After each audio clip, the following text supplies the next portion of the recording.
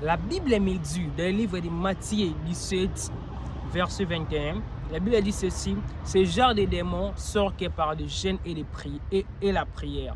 Donc la Bible nous recommande le jeûne et la prière. Et aujourd'hui, tu es tombé sur cette vidéo, je t'ai parlé sur la prière.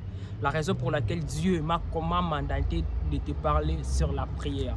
Suis cette vidéo jusqu'à la fin, tu seras édifié et ta vie de prière va changer et tu vas réussir dans tes projets au travers de ces messages.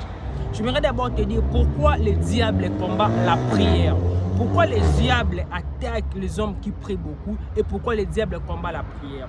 Parce que ce que tu dois savoir, la prière c'est une connexion entre le monde physique et dans le monde spirituel. Toute personne qui fait la prière, autrement on peut l'appeler l'invocation. C'est une manière que quelqu'un invoque.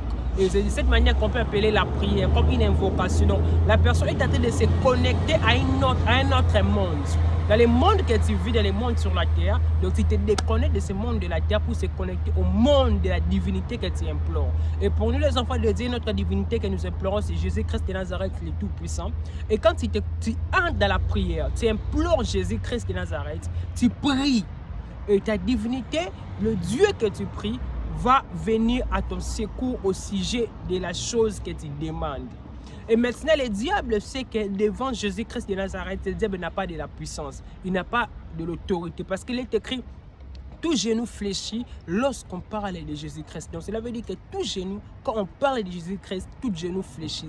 Donc le diable sait tout ce que lui planifie du mal contre ta vie. Quand tu implores et quand tu pries beaucoup, quand tu te connectes beaucoup avec Jésus-Christ de Nazareth, le diable n'aura pas de l'impact, il n'aura pas de la puissance, il n'aura pas de succès.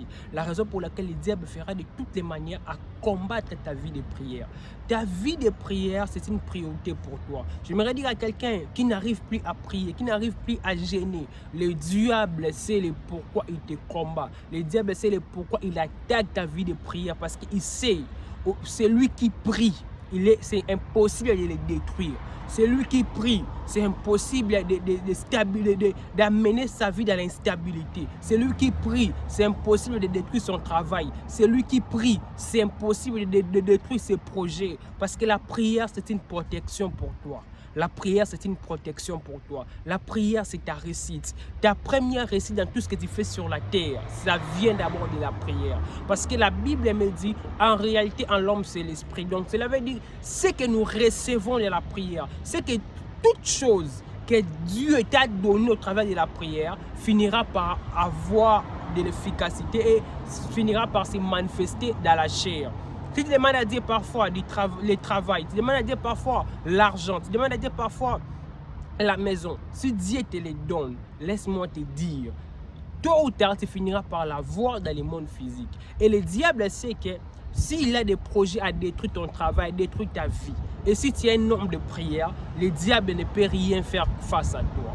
Le diable ne peut rien faire face à toi. Le diable n'aura pas l'efficacité de détruire ta vie. Parce que la prière va te protéger. Et le diable fera de toutes les manières de te déstabiliser dans la vie de prière.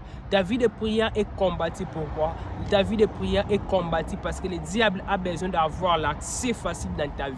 Si tu ne pries plus, le diable a l'accès facile dans ta vie. La raison pour laquelle le diable joue et nous travaille pour combattre ta vie de prière. Le diable cherche à te déstabiliser dans la vie de prière pour qu'il puisse avoir l'accès facile dans ta vie.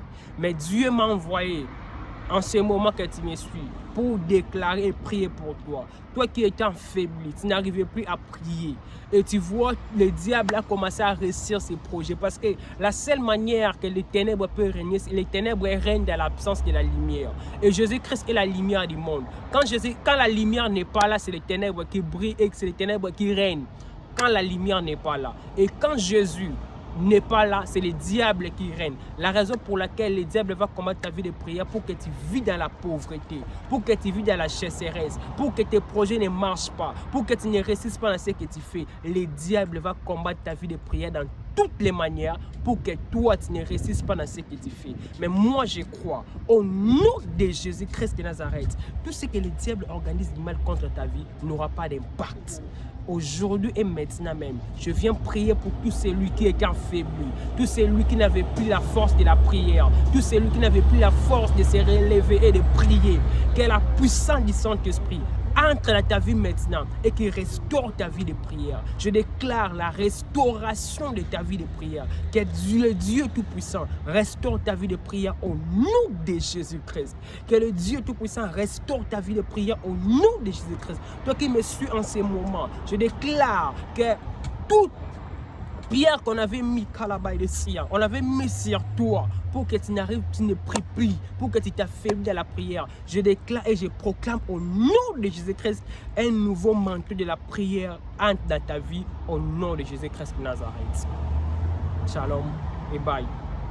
Je crois Dieu, il a écouté cette prière et ta vie de prière va basculer. Tu ne seras plus le même. Tout ce que tu vas faire va réussir. Parole du prophète, reçois-les au nom de Jésus-Christ.